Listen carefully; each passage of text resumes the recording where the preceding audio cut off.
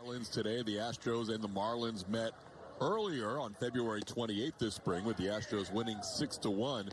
Had a chance on Sunday to manage against his good buddy Carlos Mendoza of the Mets.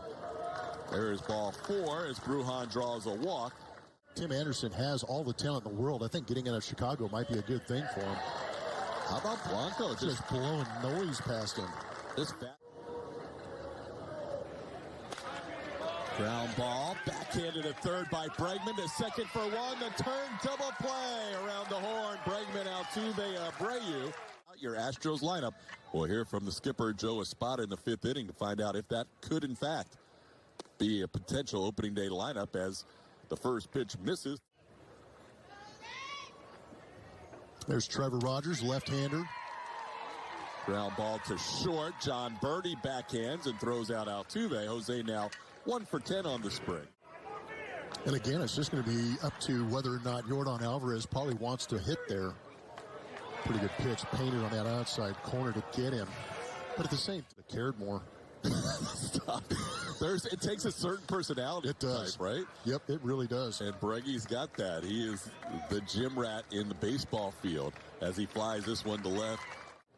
That ended right in the middle of the Astros half of the 6th inning with them leading 5-2.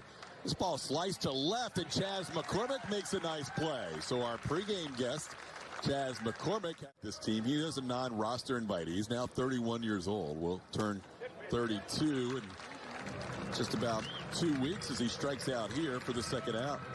For the Marlins, they have a new backup now. It'll be Christian Bethancourt. This one slowly hit towards short. Moving to his right, Pena. Jeremy makes the lob over to first, knowing the catcher's running. And how about Tucker sends one to center field on a line, but moving to his right, and a diving catch made by Nick Gordon. Nick Gordon laying out for Sandy Alcantara on the 60-day IL. Jesus Luzardo will get the start opening day. Another test for Gordon. This ball struck well off the wall in left center. Abreu's going to have to hustle, and he will get in, standing with a double.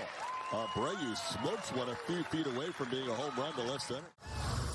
So Yainer Diaz bats. Yainer hits the ball hard, but at the first baseman, caught in the air, and that's a line drive double play. Yainer hits the ball hard. No chance for Abreu to get back. Trying to hold up. That could have been a called strike, but they do get the swing instead. Ryan Adamson in June and early July. That one sliced to left, and that'll be down for the first hit of the game for either side. Xavier Hernandez down in the count, slices a single into left field with one out in the third. Got some options here. Got him. Good choice. Bernal Blanco, strikeout number 4, 2 outs in the zone. Kind of getting a rhythm with that home plate umpire. Runner on the move, swinging a pop-up, playable. Alex Bregman drifts back and puts it away for the final out of the inning. 1 hit allowed, first hit allowed for Blanco. Right-hander Sean Reynolds. There you see the numbers in 15 games last season. Snagged by the second baseman Edwards on the ground ball off the bat of Chas McCormick. Chas retired. And now the guy that he is battling for that 5th spot in the rotation takes over. Ryan Weathers gets a ground ball to third, played there by Tristan Gray. And Weathers has a couple of ground outs. Feeling completely healthy and letting things go with that shoulder. Yeah, a lot of it has to do with trust as he takes ball 4 pitches out of the zone. Indicative, but he has done a good job of controlling the zone this spring. That's the 5th time he's walked this spring, but then he gets picked off here on the first move from Weathers.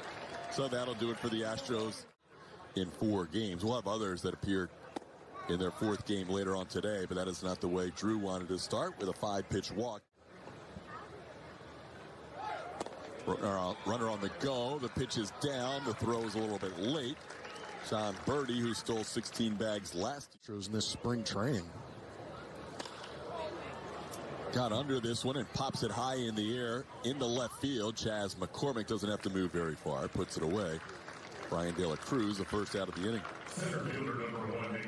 Some guys that might push to try and get to the big leagues later on this year as Jeremy Pena makes the play. Will Wagner, Jacob Melton.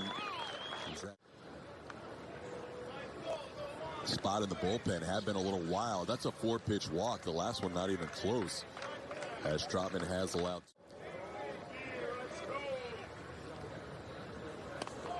Oh my gosh. That's hit the Call a foul ball. You don't want to set up on an edge. That's exactly right. There you go. That was right down the middle. Picks up a strikeout to end the inning. Couple of walks and a hit batter, but a shutout. Jose signing a 5-year extension to his contract, making him an Astro for life this offseason. Misses the fastball there, and Weathers picks up his first strikeout. One away here in the fourth. Struck out his first time up. As he faces another lefty here, and Jordan has gone down for a second time. Weathers with back-to-back strikeouts getting... Debuted with the Padres as a 21-year-old. And then traded last August right at the deadline from the Padres to the Marlins for Sean. And where their bodies and their minds are right now, it's very encouraging, man. It's awesome. Wander Suero, the new pitcher for the Astros, former Washington National. So when it comes to the guys on the field right now, right, like our veteran group, they're kind of, like you said, they're a little bit boring looking, but their work it's quality, and they know exactly what they need. And it's because the calendar, we're starting to get to that point where he wasn't going to have enough time. I don't think we're going to have time to talk to you about him, but hey, thanks. Oh man, let's do it next inning. Can we stay in? Live hitters, it'll probably be another 3 or 4 live BPs before you could get them like into a game action, right? So I think like 3-4 weeks is kind of... Tomorrow, it seems like you have guys that you want to play that are maybe going for those last couple of roster spots. Is that intentional? Like, hey, look at the competition. We're all going against each other here. When they throw their bullpens and their conversations and how confidence just trickles down through the whole entire staff, just because we know that we just need to get to that. Taylor Scott taking over here in the 6th inning. Only 1 hit for each side. This one popped high in the air to the right side. Jose Abreu will put it away. And that's 2 pitches and 1 out for Scott. Yeah, he's got some frequent flyer miles probably, huh? Woo! Here's a pop-up to short. Jeremy Pena is there. And the offenses continue to be shut down by both pitching staffs. Career pitching with both the Mariners and the Orioles in 2019. That ball is ripped into right center field, down for a hit. Good swing from Nick Gordon. He'll hold on at first as the Astros get the ball back in. Just the second hit allowed. I'm just kidding. It sounds that way. Yeah, it does. Runner on the go, and the throw gets by Altuve and into center field. No advancement, so no error. Just be a strict. Counts 3-1 now to Trey Mancini. Mancini hits the ball hard. What a diving stop, Jeremy Pena. And he retires his former teammate to end the inning. JP3. Not only is he not a right-hander, but he's a starting pitcher primarily, as he gives up this base hit to Chas McCormick. So the Astros get their first knock against the lefty Weathers. McCormick, a leadoff runner here in the 6th. Even shorter was Jake Myers. Before a pitch was thrown to Jose Altuve, he got picked off first. Chas McCormick will stay on the base as he goes to second on this ground ball. Back to the pitcher. The left field tiki hut. Another good swing. That's a line drive. That'll be an out. But man, when we talk to Jake Myers, we can talk to him about what you said after Kyle Tucker lined out, that you don't. Jose Altuve will get a third at bat. Altuve chops one towards short, played there by the new shortstop Amaya, and he'll make the play for the final out of the inning. So that'll do it. Veteran catcher Kurt Casale at the plate. He's now in there. Casale gets into one to left field, sending the new left fielder all the way back to the track, and he makes the catch. And officially. No. But he said it was close. Close. How close? Close. Close. Such a manager answer, too, you know? Backup catcher to Yainer Diaz, obviously.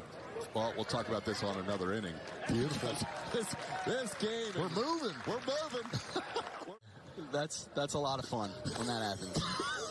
Speaking of taking some close pitches, as Schultz tries to beat the throw, but play is made by Amaya for the first out. Help the team win.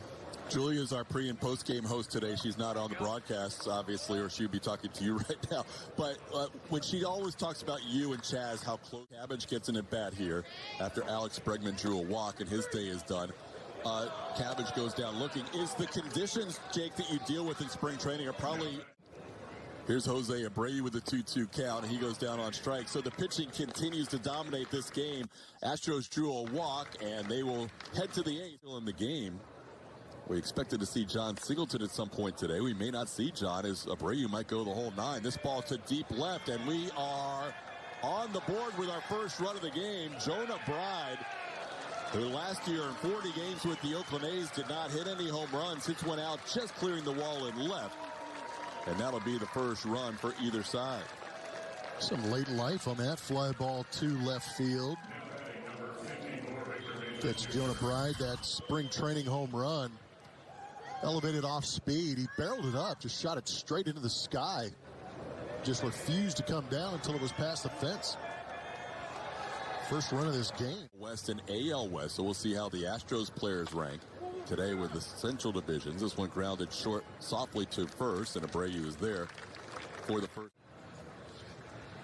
You know, Joe Espada said these guys know what the situation is. There's a swing and a miss, and Maya, number 9 on the MLB pipeline. He's part of the 40-man roster as he goes down on strike. So Tamara's, after that leadoff home run, comes back to get a soft ground ball.